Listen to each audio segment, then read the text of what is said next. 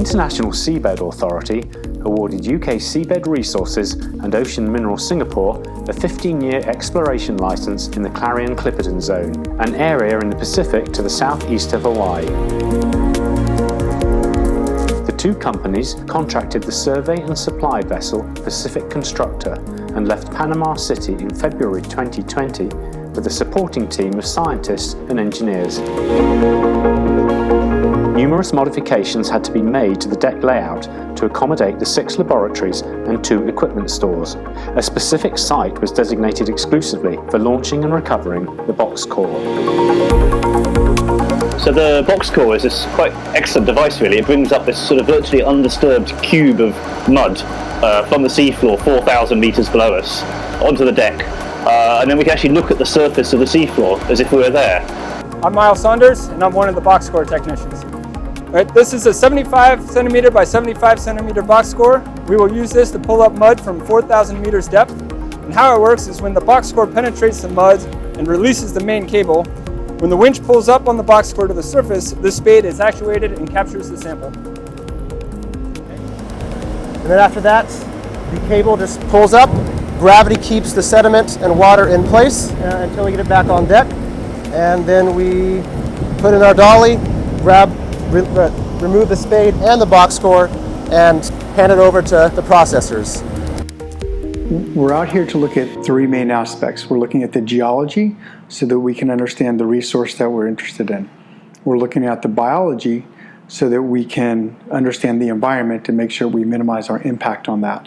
And then we're also looking at the geophysical data, which is the remote sensing data like the sonars, the ship's sonar, the AUV sonar, so that we can look at a larger scale area than just a few samples from the box cores. 2/3 of the planet is covered with water, and it's very likely that similar proportion of the minerals will be under the sea, on the seabed. What we typically find here are polymetallic nodules that are suspended on the seabed surface, and inside these nodules can be found nickel, cobalt, manganese, molybdenum, copper, and some rare earth elements. And they're very prolific across the entire Clarion-Clipperton zone. Some of these metals, such as manganese, nickel and cobalt, are important in battery technologies, like in lithium-ion batteries. We use lithium-ion batteries in many applications, from mobile phones to electric vehicles. Satellite data can give you a general idea of the ocean depth in kilometres. A ship's multi-beam sonar can enhance that accuracy to tens or hundreds of metres. However, before you commence any collection or extraction process at depths of 4,000 metres, you have to ensure that the topography of the ocean floor is suitable for the vehicle or activity you have in mind. To obtain this level of resolution, the team deployed autonomous underwater vehicles, known as AUVs, flying at low altitude and using the latest HISAS sonar equipment.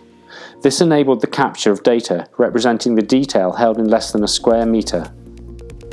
So this area of the world's oceans, the seafloor here is about 4,000 metres deep, very dark, very cold. But the life there is actually really quite interesting and quite remarkable. We find animals which we might be a little bit familiar with from studying shallow water environments, things like mollusks, snails, clams, worms, little shrimps, sea cucumbers. But all the species that we find here are actually almost always new to science. It's really quite an unexplored region. Once the box core is back on deck, the marine biologists must work quickly to capture the different samples. The temperature of the water in the box is checked to ensure it has not been contaminated by warmer water from nearer the surface. The top water is then siphoned and sieved to capture any organisms that may have been disturbed from the sediment during the recovery process.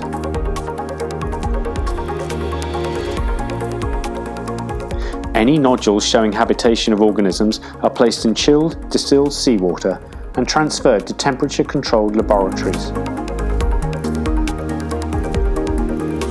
The nodules and organisms are photographed and checked under a microscope for identification. Each specimen is carefully removed from the nodule and preserved in formalin, or ethanol if DNA analysis is to be undertaken later. Microbiological samples are taken so that tiny single-cell creatures called foraminifera found in the mud can be studied to map changes in the environment during the time in which the deposits of sediment were accumulated. One of the things that we're really fascinated by is how quickly things grow in the abyssal plain. So we actually devised a fairly simple experiment that will put down with the remotely operated vehicles, these mini robot submarines on this expedition, and we'll pick them up in 2 years. So they're essentially little rocks that we've attached to a frame, put on the sea floor, leave them for 2 years, pretty simple, but actually incredibly important data. No one really understands how quickly animals might be able to colonize an environment like that, and that would tell us a lot.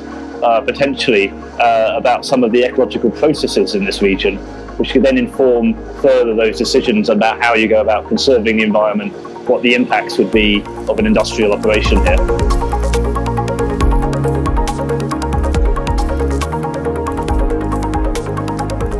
The nodules retrieved from each box core are recorded and stored for the assay process later on land. The team of geologists photograph, weigh and measure the volume of the sample. The nodules are then carefully stored separately from previous and subsequent box cores.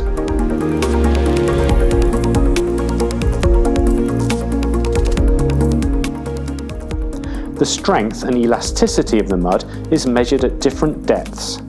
This information is useful to determine the level of resistance of the sediment that may impede any future extraction process.